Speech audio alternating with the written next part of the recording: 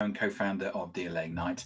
With me today, I've got Marcie Glenn, and we're going to talk about who's the hiring team's real competition. Because I've been in many hiring situations, and we always think it's those horrible competition people that we always hate, but maybe it's not. But Marcie is going to talk about that. Marcie, where can people find you? They can find us on our website at anothersource.com. Excellent. So, Marcie, let's get in and talk about. So, hiring's no different than it's been like 10 years ago, is it? Interesting way to start the conversation, Tim. I just thought I'd throw it out there. Yeah, let's go big. Let's go big. Hiring is very similar. There's definitely similar trends, and the way that you engage a candidate has changed, but really a consistent process, and the ultimate goal of the interview is still the same. How we do it has changed a little bit, and I think that's where we have to evolve. Without being, asking, so I am getting so many things that are coming at me under, books, articles, whatever, that the hiring process or the reason that somebody wants to work at an organization has changed totally. Mm-hmm. We were doing a podcast this week, and we were talking about the 5 Ps that you would expect in an organization: product, pricing, platform, process, and people. And there was a comment that came into the thing saying, what about planet? And when we went back to the person after that, quite rightly, he said, what about people's purpose? What about the impact? What about the ESG policy of the company? All of these things we never talked about 10 years ago. Mm-hmm. Mm-hmm. Question, what has that made an impact to recruitment? Yeah, I think there's 2 things really that are significant drivers of that. One is generational. The generations want different things out of the time that they spend working and giving back to their employer. And I think the second thing that drove that most recently is COVID. It gave us a sense of mortality, and how we all choose to spend our time maybe has shifted a bit. And how we qualify that time has shifted a bit. And I think for me, that's really the key aspect that employers need to think about is candidates or future employees are qualifying how they spend their time. And if employers want to compete, they need to get into that game of helping them qualify them into that. And that's the key piece. Because we've been in a situation, haven't we, where going back 12 months ago, we did some research. A headhunter friend of mine did some research, and he told me that there was 5 jobs on LinkedIn for one person. Yeah. There's 1.6 for every unemployed worker right now. Whereas on LinkedIn it's changed, but the thing is that the attitude hasn't. My partner has a 28-year-old, and he's a great barometer for me in terms of he just quit his job. Why? Because it's not really what I wanted. Mm-hmm. Not the way they want to spend their time. It's not, no, and I'm like, yeah, but you can't just leave because you walked out the last one after 2 years. And he said, no, it doesn't matter anymore.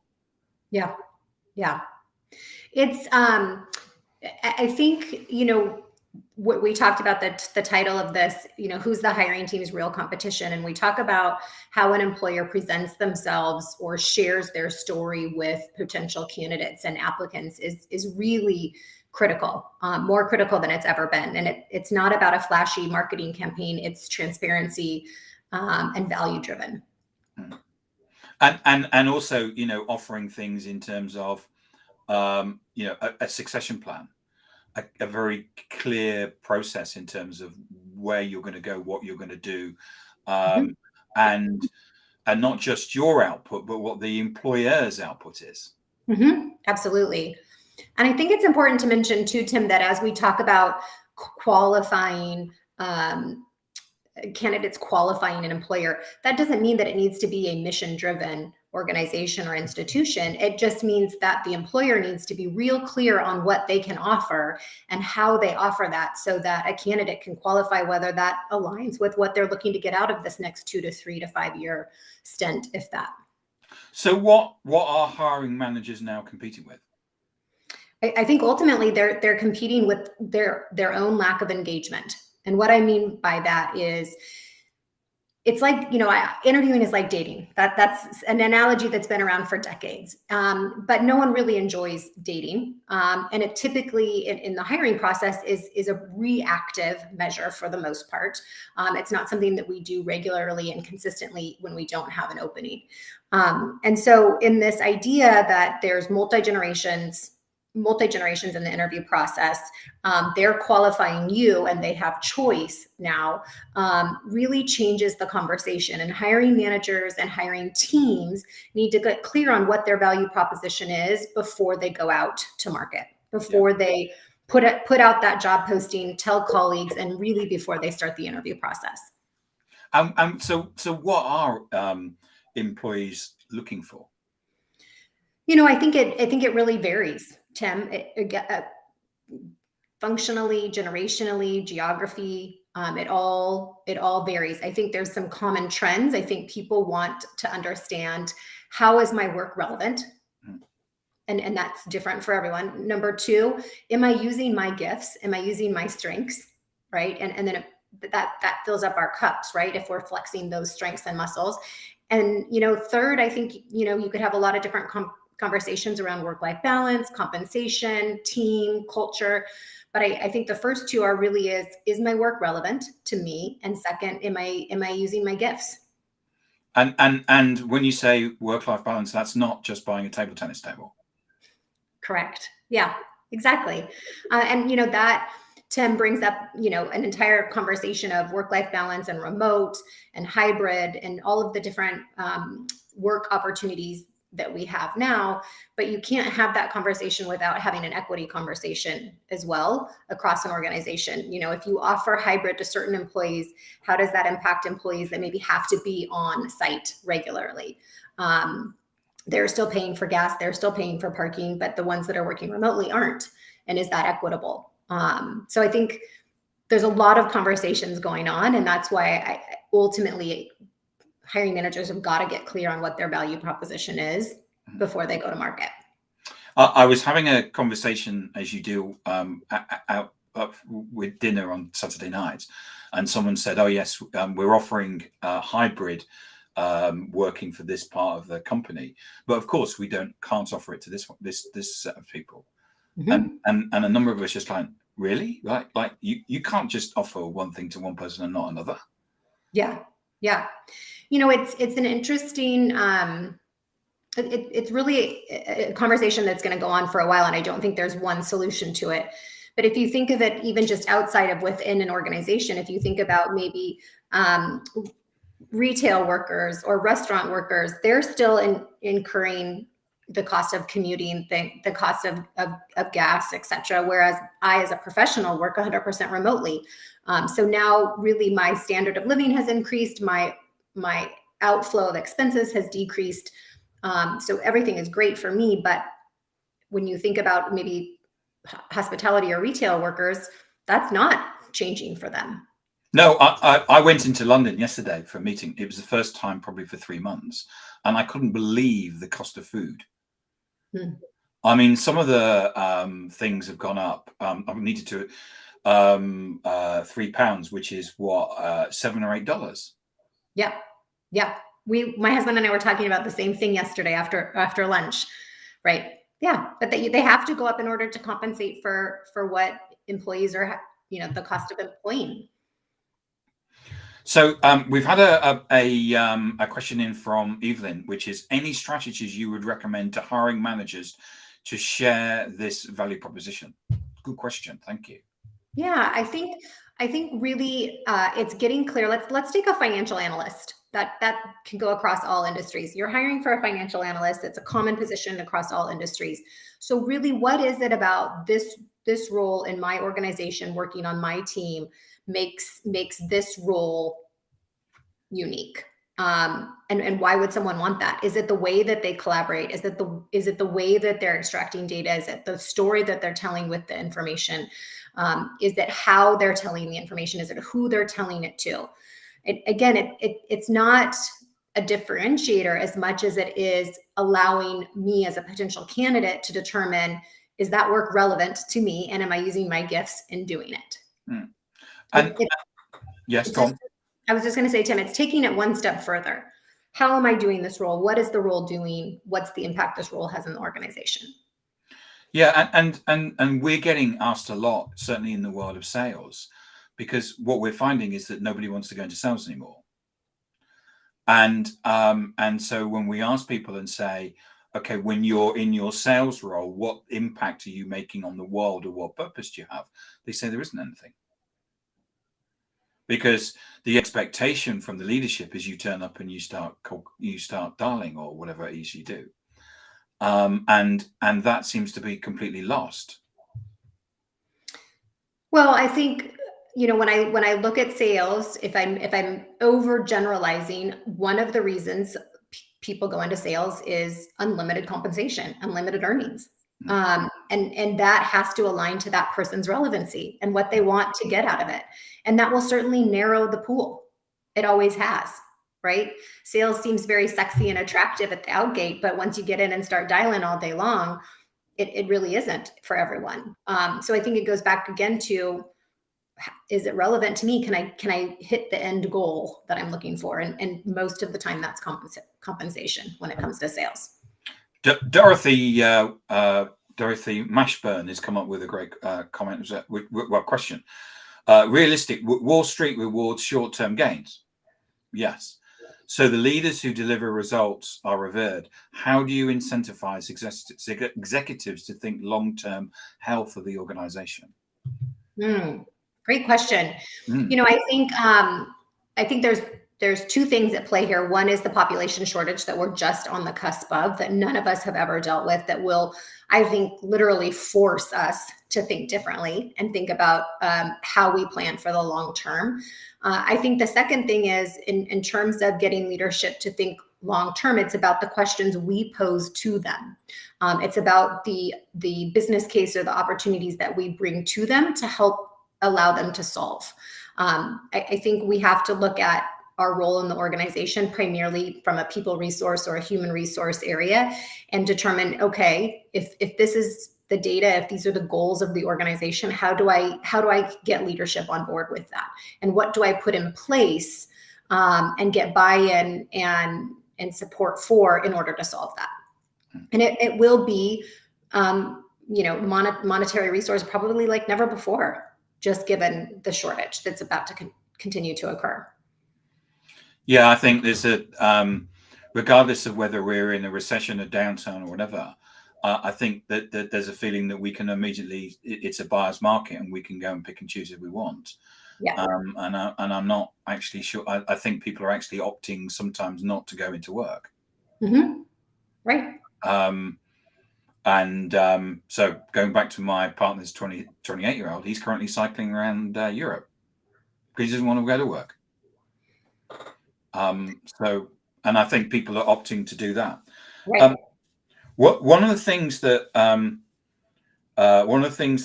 my partner's 28-year-old said to me, he said, I would never apply for a job where their website's in Times Roman.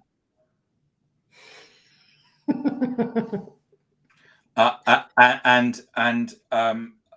of the things I think that people, and another thing is where you say, send us your CV, and then you have to type in a whole load of stuff.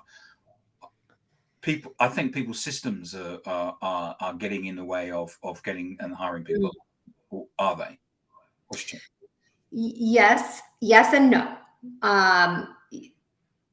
Yes, I think ultimately when technology has came a long way when it comes to applicant tracking systems, and now we can have first and second level applications in order to speed it up for the candidate and not make it a barrier. So ultimately, you have to look at the application process and what in it is a barrier for a candidate. So yes, there are some that are still out there that are very laborious, and it is a barrier. Most organizations have sped that up And now with, linkages to LinkedIn and Indeed and some of the major job boards, you can just use that login and it uploads it for you. I think where I really see the barriers occur in the application process is really when you start adding requirements in order to apply. So a cover letter, a statement. Right now, a statement on diversity is being required. Those to me are barriers for two reasons. One, the idea of, first of all, professionals are fatigued. All of us are. Yep. Our attention span is very short and there's a ton of noise out there. So to add things for me to do in order to learn more, because that's essentially what I'm doing by applying for the job, is I'm engaging in a learning process. But to put requirements on me to put forward things in order to learn are to me a disengagement barrier. So that's one thing. We just don't have the time to do it. Yeah. The process has changed. I think the second thing that becomes a barrier in that is, it's, as I mentioned, it's disengaging. How are we giving back to the candidate? I think when we set up those requirements, it's the attempt is to make it easier for me, the hiring manager, but what it really becomes is a weapon. It's not a tool to us better assess candidates with a cover letter and a diversity statement. It becomes a weapon. So that's really where I see the barriers, less on the technology side and more of the requirements that get put into the application process. Yeah, I saw a post the other day on LinkedIn where there was 16 different requirements in terms of the, has to be degree level, needs to be able to commute into the office, and all of these things. And even in work, regardless of what market we're in for, it's just another way of, in effect, saying, well, actually, there's nobody there. Yeah, absolutely. And the intent around that, of course, is, okay, let's put these pieces up, and so the candidates that come through, we know are really interested. I understand the intent, but I think where we have to shift our perspective and our mindset is that's exactly when they end up competing with themselves. They have to shift perspective and think about, how do I create conversations with potential talent that can impact my organization? And that may look a little different than it has in the past. And Andrew's come up with a great point, because we've been talking about recruitment, but there's also about retainment as well. And if we're going to get people to come, if we're going to get the best people to come and stay within our organization, clearly we need to stop putting barriers in the way. And the technology is, well, I'm not going to bother replying. But what Andrew says is, as the workforce in any field has become more fluid and moved from role to role more frequently, do companies lack succession planning and incentives for people to stay with them? I think, Andrew, yes. Overall, I think we as organizations lack succession planning, or I should say robust succession planning that can be measured in success and incentives. When we interview candidates, I would say, and again, an overgeneralization, the number one reason people are looking to make a change is they're not getting something that they want in their current role. It's typically not compensation. It's typically a level of leadership, a level of growth. Maybe they're trying to attain their next step in their career. And that's just not happening. I would say where I see a real opportunity in talking with organizations and thinking about the positions that we recruit on is, if organizations can help get a strong individual contributor the management level experience, so they don't have to leave your organization to get it, I think that's a huge opportunity to create more stay with employees. There's that constant balance of, I'm a senior financial analyst, and now I want to move to be a finance manager. And oftentimes that finance manager comes up in the organization and they hire an external candidate because I didn't have the leadership. So what happens is I go apply for a finance manager position at another organization and I get it. It's not a gap, but that issue has to change in order for employers to retain. I would say that's the biggest thing that we see. Yeah, and I think there's that reluctance, isn't there, from employers to say, it's like, well, I've got this pool of people, and they need to stay where they are, rather than actually saying, I've got a bunch of individuals who actually what I need to do is empower and to grow. And if sometimes that means they leave, but we need to be actually making sure that we're getting the next bunch of people to come through in the organization. Right. And that's hard work, and it's a lot of effort, and it's a lot of planning, and that is an additional aspect to, you know, if we're talking finance, the AVP of finance, that they're not an expert in that. So how do we equip them with resources and people around them to allow them to be able to do that in their organization? It's an organizational design that has to shift a bit. Marcie, thank you so much for coming on and talking about this. We could have gone on for a long time, actually, and I think the questions will keep coming in as well. Thank you so much. Where can people find you? Again, you can find us on our website. It's anothersource.com, or you can certainly reach out to me on LinkedIn. It's Marcie Glenn, Marcie, last name Glenn, Glenn.